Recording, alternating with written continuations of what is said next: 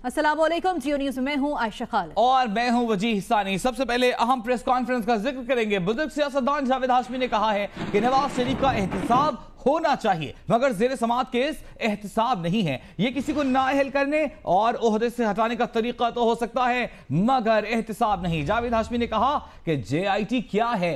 क्या आज से पहले किसी अदालत ने JIT बनाई? मुतनाज़ JIT से इंतकाम तो हो जाएगा, मगर एहतसाब और नवाज शरीफ को सजा नहीं हो सकेगी, उल्टा वो मजलूम बन जाएंगे। जावेद हाशमी ने सवाल किया कि ये कहना क्या तरीका है कि परवेज मुशर्रफ को ना बचाया तो तुम नहीं बचोगे। सुप्रीम कोर्ट ने ये केस किया है, ये ओहदे से हटाने का तरीका हो सकता है, किसी के कहने पे नायल करने का तरीका हो सकता है, ये एहतसाब का तरीका नहीं है। JIT क्या है? आज से पहले कभी हुआ है ऐसा? ये पहली JIT बनाई है।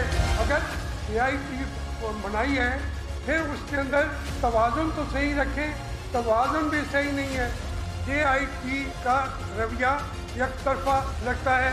और JIT की हैसियत जब कंट्रोवर्शियल हो जाएगी तो नवाज शरीफ को सजा तो नहीं मिलेगी, इंतकाम तो हो जाएगा, एहतसाब तो नहीं मिलेगा, वो कौम के सामने मजलूम बन के खड़ा हो जाएगा। फिर आप क्या करेंगे? वो कहते हैं जी ये सिसेलियन माफिया है, फलाना गॉड फादर है। ये नहीं कहना चाहिए। किसने उनको हक किया है? कमेंट्स पास करें। जिसने आइन तोड़ा है उसको सजा होनी चाहिए। नवाज शरीफ साहब की तो इतनी हिम्मत ही ना हुई तो उन्होंने तो भेज दिया परवेज मुशर्रफ को बाहर। उसको बचाने के लिए कहा जाता है परवेज मुशर्रफ को बचाओ, नहीं बचाते तो तुम नहीं बचोगे। ये क्या तरीका है? जो वोटों करके बुलाए हुए, मुझे बुलाए, इमरान खान साहब को बुलाए, नवाज शरीफ को बुलाए, राहिल शरीफ को बुलाए, जो इन चीज़ों के अंदर मुलव्वस होते रहे, हम सबको बुलाएं। फैक्ट फाइंडिंग होनी चाहिए।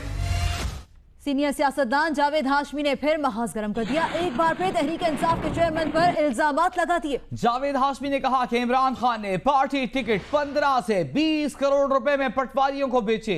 शौकत खानम अस्पताल का पैसा बैरून मुल्क सरमायाकारी में लगाया। इमरान खान का जुर्म नवाज शरीफ के जुर्म से भी बड़ा है। इमरान खान को क्या उस पटवारी को टिकट ना दो 15-20 करोड़ के अंदर, शौकत खानम का पैसा बाहर कंपनियों में लगाया। इमरान खान ने ये नवाज शरीफ के जुर्म से भी ज़्यादा है, क्योंकि ये खैरात मांगी हुई है। मैं इमरान खान को कहता था ये पैसे ना दो, ना लगाओ। अगर मेरे लिए बातें गलत की हैं इमरान खान ने तो मुझसे माफ़ी मांगनी पड़ेगी। जो कहा था मैंने कहा था, उस पर मैं आज भी कायम हूँ। मैं ये नहीं कह रहा कि ये उसका दूसरा दौर शुरू हो गया है जुडिशल माशाल्लाह का। जो अब हो रहा है इसका तो मुझे मालूमात अंदर से है ही नहीं, उस वक्त की मालूमात मेरी थी। दूसरी जानिब रहनुमा तहरीक इंसाफ आरिफ अलवी ने इल्जाम लगाया है कि पैनामा केस की JIT को दीगर मामलात में उलझाया जा रहा है। सुप्रीम कोर्ट ने JIT की जिम्मेदारी लगाई कि वो सवालात के जवाबात हासिल करे। जावेद हाशमी के बयान पर आरिफ अलवी का कहना था कि जब भी नवाज शरीफ पर कोई बात की जाती है तो इमरान खान पर इल्जाम तराशी शुरू कर दी जाती है। ये कोई तरीका नहीं। दूसरी जानिब वज़ीर कानून पंजाब राना सनाउल्लाह ने जावेद हाशमी के बयान पर तबसरा करते हुए कहा कि जावेद हाशमी का बयान मौजूदा सूरत हाल में लम्हा फिक्रिया है। उन्होंने कहा कि जावेद हाशमी ने जो बात की उस पर तवज्जो ना दी तो मुल्क का आईनी मुस्तकबिल खदशात से दो चार हो सकता है। तहरीक इंसाफ ने कहा है कि इसमें कोई शक व शुबा नहीं कि वज़ीर आज़म की इमा पर अदलिया और JIT को ब्लैकमेल किया जा रहा है। सोचे समझे मंसूबे के तहत जहरीला प्रोपेगेंडा किया जा रहा है। नवाज शरीफ ने अयाज सादिक जैसे वजीफा खोर हर इदारे पर मुसल्लत कर रखे। तहरीक इंसाफ के कायदीन का बनी गाला में इमरान खान की जेर सदारत इजलास। JIT की तहकीकात, हुक्मरान जुमात की मज़ामत और मुल्क की मजमूई सियासी सूरत हाल पर तफसीली गौर किया गया। इलामिये में कहा गया है कि पानामा लीक्स पर नवाज शरीफ और इनके खानदान अपनी सफाई में कुछ भी पेश नहीं कर सका, सिर्फ जवाबी इल्जाम तराशी की जा रही है। शरीफ खानदान की बदन बोली से पानामा केस का मुस्तकबिल आया हो चुका है। सुप्रीम कोर्ट के जजेस के रिमार्क्स के बाद कोई शुबा नहीं कि वज़ीर आज़म की इमा पर अदलिया और JIT को ब्लैकमेल किया जा रहा है। तहरीक इंसाफ का कहना है कि हुक्मरान जमात को अपने नापाक मकासद के हुसूल में मखसूस मीडिया ग्रुप और इससे वाबस्ता दानिश्वरों की मावनत हासिल है। सोचे समझे मंसूबे के तहत अदलिया और GIT के खिलाफ जहरीला प्रोपेगेंडा किया जा रहा है। तहरीक इंसाफ के इजलास में स्पीकर कौमी असम्बली की सियासी तकारीर पर शदीद नागवारी का इजहार किया गया। एलामी में कहा गया है कि अयाज सादिक ने शरीफ खानदान की चाकरी में पार्लिमान और स्पीकर के मनसब को दागदार करने की कोशिश की है। नवाज शरीफ ने अयाज सादिक जैसे वजीफाखोर हर इदारे पर मुसल्लत कर रखे हैं। और पीपल्स पार्टी के रहनुमा मौला बख्श जानियों ने कहा कि सिंध में बड़े बड़े बादशाह और तुर्रम खान थे, लेकिन पीपल्स पार्टी के मुकाबले पर आए तो कोई उनका नाम लेने वाला नहीं। हैदराबाद में बेनजीर भुट्टो की सालगिरह की तकरीब से खिताब करते हुए मौला बख्श जानियों का मजीद कहना था कि पीपल्स पार्टी का कोई मुतबादिल नहीं हो सकता। सिंध में तो मैंने देखा है बड़े बड़े बादशाह, बड़े बड़े तुर्रम खान थे। जब पीपल्स पार्टी और भुट्टो के मुकाबले में आए उनका नाम लेने वाला कोई नहीं। सिंध में आज भी पीपल्स पार्टी है। आ जाओ, शौक पूरा करो सिंध के फतेह करने का। इधर भी बहुत सारे पैदा होते हैं। वो बारिश होती है हमारे यहाँ खुम्बियाँ भला छाचे उर्दू में लिखे खुम्बियों निकली जी, मशरूम वो निकल आती है। यहाँ भी इलेक्शन होने को आती है, वो मशरूम आ जाते हैं मुख्तलिफ साइजों के, मोटे दुबले, येलो से सब आ जाते, गोरे चिट्टे। हम नामल बदल बनेंगे, आप क्या बनोगे? आपके बुजुर्ग नामल बदल नहीं पीपल्स पार्टी के बन सके, आप क्या बनोगे? सुप्रीम कोर्ट ने कहा है कि सोशल मीडिया पर उसका कोई अकाउंट नहीं। फेसबुक पर मौजूद सुप्रीम कोर्ट के नाम पर मौजूद पेज जाली है। सुप्रीम कोर्ट की तरफ से जारी एलामिये में FIA और PTA को हिदायत की गई है कि वो ऐसे जाली अकाउंट्स ब्लॉक करें। FIA को मुलव्वस अफराद के खिलाफ कानूनी कार्रवाई का भी कहा गया है। और अब अमन अमान की सूरत हाल का जिक्र करेंगे। कराची में लुटेरों का मिशन ED शुरू हो गया। दिन की रोशनी में शहरियों के लिए मुसीबत बन गए। इतिकाफ में बैठे अफराद भी ना बचे। गुलशन इकबाल की मस्जिद में नामालूम शख्स मोबाइल फोन और पर्स ले उड़ा।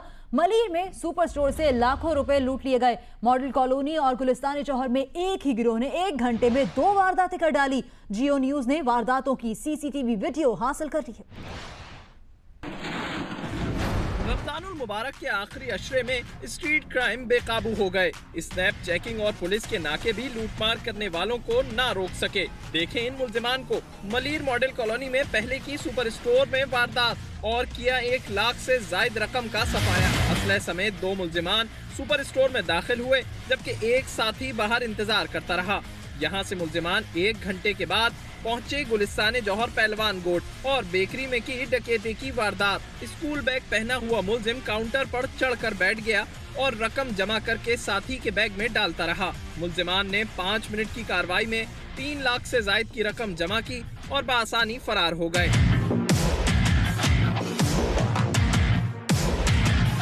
मामला यहीं तक महदूद नहीं, बल्कि शहर में ट्रैफिक जाम के दौरान भी लूटमार में खासा इजाफा देखा जा रहा है। DIG CIA डॉक्टर जमील ने इसका हल ये बताया है कि अवाम हद्दुल इम्कान ट्रैफिक जाम में फंसने से गुरेज करें। ये आइडियल सिचुएशन होती है स्ट्रीट क्रिमिनल के लिए वारदात करने की। उनके पास छोटे वेपन्स होते हैं, वो गाड़ियों के उस हजूम में चले जाते हैं और जो उनको सूटेबल टारगेट नज़र आता है वो हल्का सा नॉक करके ज़रा सा जैकेट के पीछे से पिस्टल दिखा के वारदात करते हैं। और देखने वालों को लगता है कि जैसे वो कोई रास्ता पूछ रहे हैं या कोई जानने वाला है उससे वैसे बातचीत कर रहे हैं और वह एक्चुअली वारदात कर रहे होते हैं। उधर गुलशन इकबाल ब्लॉक 7 की मस्जिद से एक मुल्जिम मुतफिकीन के मोबाइल फोन्स और बटुए चोरी करके फरार हो गया। CCTV वीडियो में मुल्जिम को चोरी करते हुए देखा जा सकता है। वजीर दाखिला सिंध सोहेल अनवर सयाल ने जियो न्यूज पर खबर चलने के बाद DIG ईस्ट आरिफ हनीफ से रिपोर्ट तलब कर ली है। साथ ही रिपोर्टर जीशान शाह के साथ अहमद रहमान खान, जियो न्यूज, कराची। उधर लाहौर में विफाकी तहकीकाती एजेंसी का एहलकार और 2 पुलिस वाले अगवा करने वाले खतरनाक गैंग के गुंडे निकले। पुलिस ने पूरा 7 रुकनी गैंग गिरफ्तार कर लिया। मुल्जिमान पटवारियों को अगवा करके तावान वसूल करते थे। फहरिस्त के मुताबिक मजीद लोगों को अगवा करने की मंसूबाबंदी कर रखी थी। और अब एक अहम खबर आपको देंगे। पाकिस्तान ने अपनी हुदूद में आने वाला ईरानी ड्रोन मार गिराया है। तर्जुमान दफ्तर खारजा के मुताबिक 19 जून को ईरानी ड्रोन पाकिस्तानी हुदूद में 4 किलोमीटर अंदर तक घुस आया था। इस ड्रोन को पाक फिजाइया ने मार गिराया। तर्जुमान दफ्तर खारजा के मुताबिक पाकिस्तान ने मामले पर ईरानी हुकाम से मालूमात का तबादला किया है। मुशीर खारजा सरताज अजीज का कहना है कि पाकिस्तान सऊदी कतर तनाज़े में गैर जानिबदार रहने की पॉलिसी पर कारबंद है। सेनेट की खारजा उमूर कमेटी को ब्रीफिंग में उन्होंने बताया कि रिटायर्ड जनरल राहील शरीफ जाती हैसियत में इस्लामी फौजी इत्तेहाद के सरबराह बने, उन्हें सरकारी तौर पर नहीं भिजवाया गया। साथ ही कहा गया है कि हुकूमत उन्हें वापस आने का नहीं कह सकती। खारजा उमूर कमेटी ने खलीजी बहरान में पाकिस्तान को गैर जानिबदार रहकर मुसालहती किरदार अदा करने की सिफारिश कर दी। उमूर कमेटी के इजलास में मुशीर खारजा सरताज अजीज ने मशरिक़ वुस्ता में सऊदी अरब कतर तनाज़ा पर ब्रीफिंग देते हुए बताया कि पाकिस्तान इस तनाज़े में गैर जानिबदार रहने की पॉलिसी पर कारबंद है। यमन के तनाज़ा पर पार्लिमानी करारदाद मौजूदा खलीजी बहरान में पाकिस्तान की पॉलिसी का बुनियादी नुक्ता है। सरताज अजीज ने कहा कि जनरल रिटायर्ड राहील शरीफ इस्लामी फौजी इत्तेहाद की सरबराही में जाती हैसियत में गए, उन्हें सरकारी तौर पर नहीं भिजवाया गया। पीपल्स पार्टी के सेनेटर करीम ख्वाजा ने कहा कि राहील शरीफ को रज़ाकाराना तौर पर वापस आ जाना चाहिए। अगर सऊदी अरब इस तरह भर्तियां करेगा तो ईरान भी ऐसा ही करेगा। खलीजी बहरान में पाकिस्तान के किरदार से मुतमईन नहीं। तहरीक इंसाफ के सेनेटर शिबली फराज ने कहा कि रिटायर्ड जनरल राहील शरीफ को वापस बुलाने से पाकिस्तान और सऊदी अरब के ताल्लुकात खराब होंगे। 50% ज़र मुबादला खलीजी ममालिक से आता है। पाकिस्तान इतने बड़े नुकसान का मुतहम्मिल नहीं हो सकता। सरताज अजीज ने कमेटी को यकीन दहानी कराई कि पाकिस्तान किसी दूसरे के मसले में टांग नहीं अड़ाएगा। कमेटी ने हुकूमत को खलीजी बहरान में गैर जानिबदार रहकर मसालती किरदार अदा करने की सिफारिश की। और अब जिक्र जियो खेलो पाकिस्तान का, जिसमें पाकिस्तान की शान सरफराज बने मेहमान। स्विंग के सुल्तान वसीम अकरम, शोएब अख्तर और जियो ने किया शानदार इस्तकबाल और अब बड़े सरप्राइज का है सबको इंतजार। चैंपियंस ट्रॉफी फाइनल के हीरोज को याद करते हैं, जिसमें फखर जमान ने कहा कि सेंचुरी बनाने पर उन्हें विराट कोहली ने दाद दी मगर धोनी ने नहीं दी। जी न्यूज़ के प्रोग्राम कैपिटल टॉक में गुफ्तगू करते हुए फखर जमान ने कहा कि अजहर अली इस वजह से रन आउट हुए कि उन्होंने अजहर की आवाज नहीं सुनी थी। प्रोग्राम में शादाब खान और इमाद वसीम ने भी शिरकत की। फखर जमान मर्दान के इलाके काटलिंग में अपने गांव की नहर पर दोस्तों के हमराह सैर तफरी के लिए गए। फखर जमान ने अपने दोस्तों के साथ एंजॉय किया, तस्वीरें बनवाई। पाकिस्तान के स्टार बल्लेबाज फखर जमान ने नहर में नहाकर गर्मी भगाई। कौम को आईसीसी चैंपियंस ट्रॉफी का तोहफा देने वाली टीम के एक और हीरो मोहम्मद हफीज भी लाहौर पहुंच गए। एयरपोर्ट और उनकी रहायशगाह पर उनका शानदार इस्तकबाल किया गया।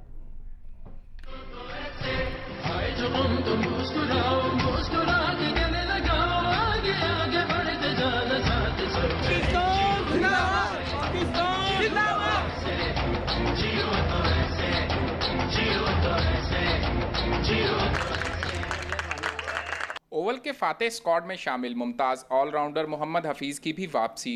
लाहौर एयरपोर्ट पर मद्दाहों ने पुरतपाक इस्तकबाल किया। खुशी से सरशार मोहम्मद हफीज ने चैंपियंस ट्रॉफी जीतने पर फख्र का इजहार किया और कहा कि टीम वर्क और कौम की सपोर्ट ने फाइनल तक पहुंचाया। मैंने और हमारी टीम ने कुछ ऐसा काम किया जिससे पूरा मुल्क बहुत ज़्यादा खुश है। मुल्क का नाम रोशन हुआ। इस्तकबाल के लिए आए मोहम्मद हफीज के बच्चे और रिश्तेदार भी खुशी से निहाल दिखाई दिए। मुझे बहुत अच्छा लग रहा है कि बाबा चैंपियंस ट्रॉफी जीत कर आ रहे हैं। मैं बहुत खुश हूँ कि पाकिस्तान आईसीसी चैंपियंस ट्रॉफी जीता है। हम काफ़ी अरसे से हारते हुए आ रहे थे, हर कोई डिसअपॉइंट था, but now like we are happy, very happy. Mohammad Hafeez अपनी रिहाइशगाह पहुंचे तो यहाँ भी शायकीन क्रिकेट अपने हीरो के मुंतजिर। किसी ने गुलदस्ता पेश किया तो किसी ने फूल निछावर करके मोहब्बतों का इजहार किया। हफीज की अहलिया कहती हैं अल्लाह का शुक्र है जिसने टीम को इस मुकाम पर पहुंचाया। बहुत खुशी हुई है पाकिस्तान जीतने पे, बहुत सारी कौम को खुशी हुई है, उसके साथ हमें भी बहुत खुशी हुई है। मोहम्मद हफीज मुस्तकबिल में भी कौमी टीम की कामयाबियों के हवाले से पुरुमीद हैं। स्टार ऑलराउंडर मोहम्मद हफीज का कहना है कि चैंपियंस ट्रॉफी में कौमी टीम की फतह पूरी कौम की दुआओं और टीम की मेहनत का नतीजा है। कैमरामैन मोहम्मद सफदर और रेहान के साथ Zeeshan Bakhsh, Geo News, Lahore. Fast bowler Junaid Khan भी वापस पाकिस्तान पहुंच गए हैं। उनका आबाई इलाके स्वाबी पहुंचने पर वालिहाना इस्तकबाल किया गया। आईसीसी चैंपियंस ट्रॉफी जीतने के बाद पाकिस्तान टीम के फास्ट बॉलर जुनैद खान की स्वाबी वापसी पर वालिहाना इस्तकबाल किया गया। पाकिस्तान जिंदाबाद के नारे लगाए गए। पाकिस्तान जिंदाबाद, पाकिस्तान जिंदाबाद, पाकिस्तान जिंदाबाद। जुनैद उसका कहना था कि टीम पर प्रेशर तो था लेकिन हमारे पास खोने के लिए कुछ नहीं था, मुस्बत सोच के साथ खेले। बाहर ममालिक के जो लेजेंड है वो पाकिस्तान के बारे में अच्छे रिमार्क दे रहे कि भाई वहाँ पे 8-10 साल से क्रिकेट नहीं हो रही लेकिन फिर भी वो लोग जीत गए। स्वाबी इंटरचेंज से जुनैद को काफिले की सूरत में अबाई गाँव डागई ले जाया गया। कैमरामैन फजल हुसैन सैयद के साथ आफ्ताब अहमद, जियो न्यूज, सवाबी। आगे बढ़ते हैं और आपको मनाज़िर दिखाएंगे हटिया वाला आज़ाद कश्मीर से, जहां शदीद बारिश के बाद ट्रक नाला अबूर करते हुए खाई में जा गिरा। हटिया वाला आज़ाद कश्मीर में शदीद बारिशों के बाद ट्रक नाला अबूर करते हुए फंस गया। ट्रक को खींचकर निकाला जा रहा था कि कटाव के बायस ट्रक गहरी खाई में जा गिरा, जिसके नतीजे में एक शख्स भी शदीद जख्मी हो गया।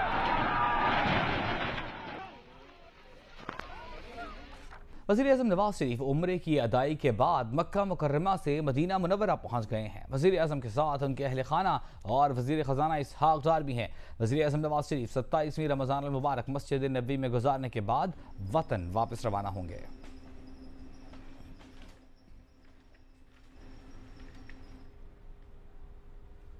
और पनामा केस में JIT ने 45 दिन क्या किया, वज़ीर आज़म नवाज शरीफ, उनके बेटों वज़ीर आला पंजाब शहबाज शरीफ की पेशियां, क्या नतीजा निकला। JIT कल सुप्रीम कोर्ट में तीसरी रिपोर्ट जमा कराएगी। सुप्रीम कोर्ट पहले ही कह चुकी है कि मुकर्ररा 60 दिन की मुद्दत पर कोई समझौता नहीं होगा। तस्वीर लीक मामले पर हुसैन नवाज की दरखास्त मुस्तरद कर चुकी है। मुश्तरका तहकीकाती टीम की पहली 15 रोजा रिपोर्ट सुप्रीम कोर्ट में पेश की गई 22 मई को, दूसरी रिपोर्ट पेश की गई 7 जून को। अब तीसरी रिपोर्ट 22 जून को सुप्रीम कोर्ट के अमल दरामद बेंच में पेश की जा रही है। मुश्तरका तहकीकाती टीम के सामने वज़ीर आज़म नवाज शरीफ और वज़ीर आला पंजाब शहबाज शरीफ भी पेश हो चुके हैं। इससे पहले वज़ीर आज़म के बेटे हुसैन नवाज 5 बार और हसन नवाज 2 बार मुश्तरका तहकीकाती टीम के सामने पेश हुए। वज़ीर आज़म के करीबी अजीज तारिक शफी, क्लास फेलो सईद अहमद चमन, जावेद अहमद कियानी और दीगर भी मुश्तरका तहकीकाती टीम के सामने पेश हो चुके हैं। अब वज़ीर आज़म के दामाद कैप्टन सफदर, FIA के साबिक एडिशनल डायरेक्टर जनरल और साबिक वफाकी वज़ीर दाखिला सेनेटर रहमान मलिक भी JIT में पेश होंगे। एजाज सैयद, जियो न्यूज, इस्लामाबाद। आपको ले चलते हैं जियो खेलो पाकिस्तान में, जहां आज चैंपियंस के चैंपियन सरफराज अहमद मेहमान बनकर आए हैं और उनके इस्तकबाल के लिए भी लेजेंड मौजूद हैं। मतलब बहुत पॉजिटिव जो है ना वाइब्स आ रही थी टीम की और अल्लाह का शुक्र है कि वो जिस तरह लड़कों की वाइब्स आ रही थी उसी तरीके से आप खेले। आपने देखा फ़खर जमान और अजहर अली का ये था कि चलो वो कह रहे थे कि वो स्ट्राइक रोटेट नहीं कर रहा, ये नहीं कर रहा, लेकिन जिस तरीके से वो खेला माशाल्लाह। और उसके बाद फ़खर की आपने बैटिंग देखी, वो नो बॉल पे जब आउट हुआ है उसके बाद जिस तरीके से वो खेला, अल्लाह ने उसका साथ दिया और वो जिस तरीके से खेला, आई थिंक उसके नो बॉल के बाद आप लोगों को भी कॉन्फिडेंस आ गया होगा कि लोगों की दुआएं, मुबारक महीना, ऊपर वाला भी हेल्प कर रहा है। वसीम भाई बिल्कुल भी आसान और टॉस जी गलत फैसला अल्लाह ने मदद कर दी। शेख भाई सारी चीजें मतलब अंदर से एक फीलिंग आ रही थी कि देखिए नहीं पीछे, ये बस ये देखिए, ये तालियां, चैंपियन, ये इसी घर के बाहर।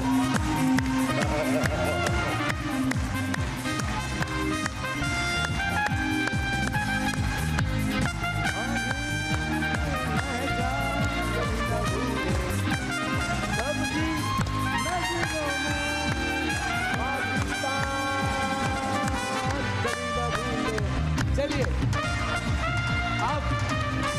आपने कर लिया 338। ड्रेसिंग रूम में क्या बात की लड़कों से? बैटिंग उनकी स्ट्रांग है। बैटिंग उनकी स्ट्रांग है वसीम भाई। हमारी ये बात जरूरी थी कि जैसे बॉलिंग में बैटिंग के बाद जो कि जैसे हमारे ओपनर ने टून सेट किया है, इसी तरह अगर हमारे दोनों फास्ट बॉलर दोनों एंड से अगर 2-2 विकेटें ले लेते हैं, या 2-2 विकेटें, तो हम लोग मैच में वापस आ जाएंगे। और I think heads of Mohammad Aamir, Mohammad Aamir ji, what a spell, everybody bowled well. इसी दिन के लिए हमने सपोर्ट किया था मोहम्मद आमिर को कि वह वापस आए, अपना कर्ज चुकाए, और कर चुकाया कि नहीं उसने। बड़े लोगों ने कहा गलत सपोर्ट कर रहे हैं उसको, लेकिन आमिर का स्पेल यादगार स्पेल। बहुत ही वसीम भाई जिस तरीके से वो भाग रहा था और जिस तरीके से पैशन, मतलब उसने एक जो टीम में जान थी, हमने जिस तरीके से उसने रोहित शर्मा को आउट किया, तो वो एक जो टीम में जान आ गई ना, मतलब लड़के जो है वो संभलने पर चढ़ने को तैयार थे इंडिया की टीम के ऊपर। शादाब होगा, जितने भी यंगस्टर लड़के थे सब, मतलब उनके ऊपर चढ़ने के लिए, मतलब ऐसा था कि यार बस अब इनको अभी खा जाना है, अभी छोड़ना नहीं है बिल्कुल। हालांकि कैच छूटा, लेकिन आप देखेंगे कि मैं कह रहा हूँ ना, जब आपने बात की है कि लोगों की दुआएं और अल्लाह ताला की मदद थी, वेरी नेक्स्ट बॉल पे वो जो आउट हुआ है वो तो सारा सिनेरियो चेंज हो गया। आउट हुआ है, मैंने टीवी बंद कर दिया। मैंने कहा गेम खत्म। अच्छा मुझे बताओ, मुझे बताओ कि आपकी मेहनत, ऑब्वियसली आप बड़े दिलेर कप्तान हो, फाइटर हो और बड़ा ही यूनिक माइंड सेट है और यही पाकिस्तान टीम की ज़रूरत थी।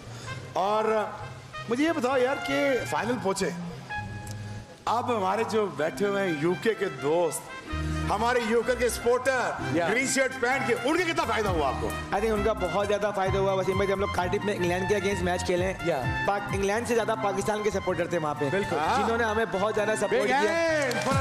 पाकिस्तानी हमारे यूके के जिगर जानी शहजादों, तुमने कमाल कर दिखाया, इस टूर्नामेंट में जान डाली, आखिर तक तुम लोगों ने सपोर्ट उन्होंने किया, बिल्कुल आते बोल रहे, छोड़ा नहीं, पहला मैच हारे लेकिन फिर भी गार्ड ऑफ मैच देखने आए, फिर भी आप सपोर्ट कर रहे हैं। Thank you very much UK की audience, we love you, Europe की audience we love you, thank you. चलिए, तो वैसे मैच जीत गए, अब मुझे ये बताओ फीलिंग जब जाके ट्रॉफी मिली। वसीम भाई, वो मेरे ख्याल से आप ज़्यादा बेहतर बता सकते हैं। वो फीलिंग मतलब मुझे तो झुरझुरी हो रही थी जिस समय अभी मैंने वो देखा है। हम लोग ये बात कर रहे थे वाइट कोट की सेमीफाइनल में, हमने बोला यार कि किसी तरीके से ये वाइट कोट पहनना है, बस ये वाइट कोट पहनना, क्योंकि इंडिया ने पहना था फर्स्ट टाइम, हमने ये वाइट कोट पहनना है। तो आई थिंक वो जो मतलब वो लड़कों की ये फीलिंग थी यार, बस ये कोट निकालो, कोट का है। जब हमारी सेरेमनी स्टार्ट हुई, हम लोग बोले यार कोट नजर नहीं आ रहे, कोट क्या? वो कह रहे हैं भाई डब्बे में पैक है आप लोगों को।